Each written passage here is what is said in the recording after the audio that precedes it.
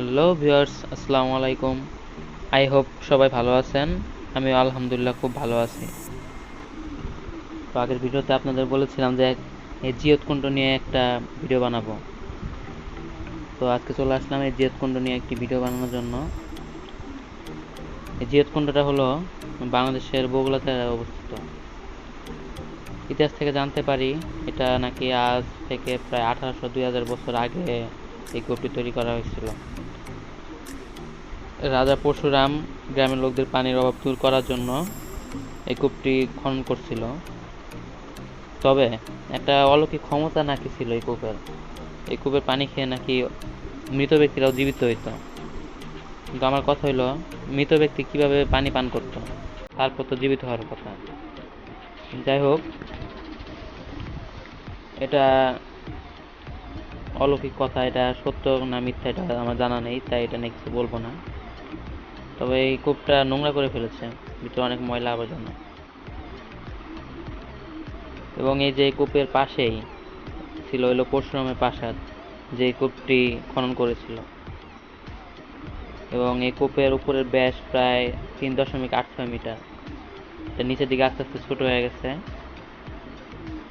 এটা পানি তোলার জন্য ভিতরে কিছু পাথরের খণ্ড যুক্ত করা আছে।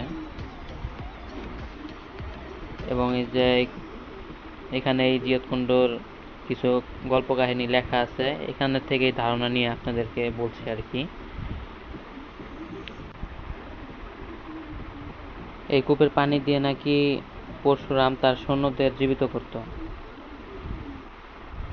যখন শাহ সুলতানের সাথে পরশুরামের যুদ্ধ চলতেছিল, তখন পরশুরামের যে সৈন্যরা মৃত্যু হয়ে যেত বা আঘাতপ্রাপ্ত হতো, তাদেরকে এই পানি পান করাতো। তারপর তারা আবার শক্তি ফিরে পেত এবং মৃত ব্যক্তিরাও জীবিত হইতো।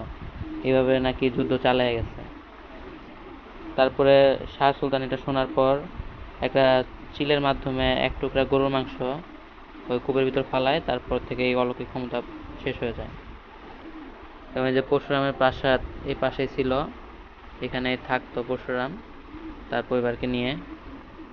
প্রাচীরগুলো অনেক বড় বড় এবং জায়গাটাও অনেক বেশি ছিল এখানে।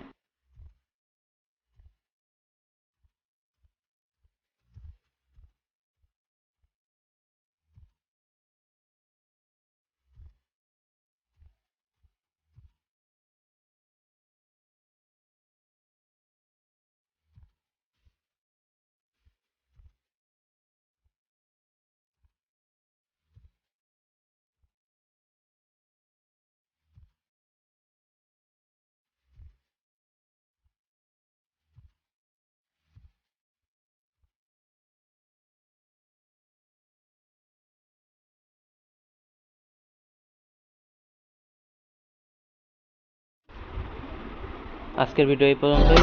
ধন্যবাদ।